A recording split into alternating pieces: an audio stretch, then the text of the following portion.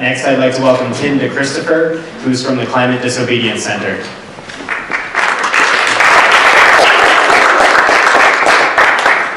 Thank you. My name is Tim DeChristopher. I'm a founder of the Climate Disobedience Center and also a member of Climate Action Rhode Island here in this state. And I'm excited to be here today following the leadership of these young people standing all around me and the young people all across this country who have really refocused the political discourse around climate change in this country on the Green New Deal. And I've been a climate activist for a long time in a lot of different roles around the country, and there's something unique about this political opportunity that these young folks have created at this point. Because for decades, we've had this growing rift between the folks who have really seriously considered the reality of the climate crisis and internalized what that really means for us, and the folks who haven't, for various reasons. Because they're being paid not to, because it's too scary, because it's too complicated, for whatever reasons. And the bulk of our society is on that side that hasn't really seriously grappled with this issue. And the history of climate advocacy in this country has almost entirely been a history of those folks who have seriously grappled with this issue coming over to try to meet the folks who haven't grappled with it where they're at and find a common ground that those folks are comfortable with. And so we've only ever had completely inadequate climate solutions in this country that have consistently failed to do anything meaningful to address this crisis.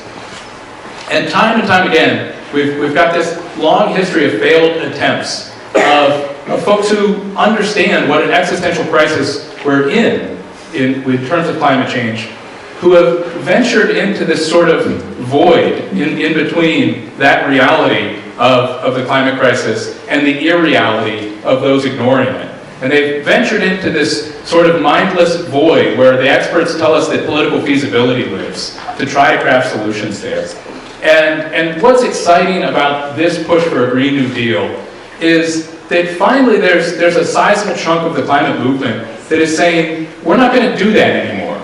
The call for a Green New Deal, the whole push for it right now, is an insistence that we center the climate conversation in this country firmly on the ground of climate reality, of what actually needs to be done to address this crisis, to defend the rights of young people, to heal the wounds that have been caused by an economy focused on exploitation and extraction, and to provide good, clean water for everyone, clean air for everyone, good jobs for everyone, to really meet the needs of our society. That's where we're going to center the conversation.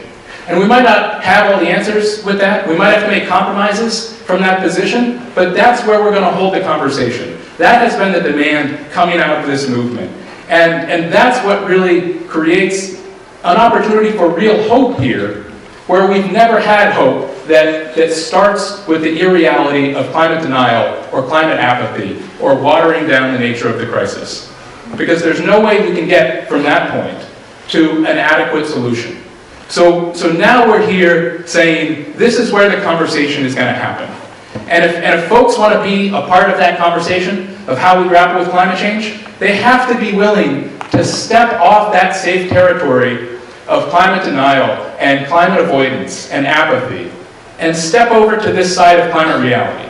And if folks want to disagree with various parts of this deal, they can do so. They can say, maybe everybody shouldn't have a job. Maybe everybody doesn't have a right to clean water. Maybe we can't afford to give young people a right to the kind of stable civilization that old people have had throughout their whole lives. But they have to make those claims from the starting point that we are going to be serious about addressing this crisis and defending the rights of young people. We're no longer going to have the conversation where we have to pretend that political feasibility and maintaining the status quo is more important than young people's lives and young people's rights to a livable future. Yeah. That is what is fundamentally different about this. And that's the leadership that the Sunrise Movement is taking, and I'm glad to see that Brown University is stepping in to that leadership. And now with this resolution and with the bills that are going to result from this research, there's an opportunity for our political leaders to finally step up and join that leadership that is being taken and initiated by the other real leadership institutions in our society. The institutions like Brown and the institutions like the Sunrise Movement and the young people that are fighting for a livable future. That is what is exciting about this moment.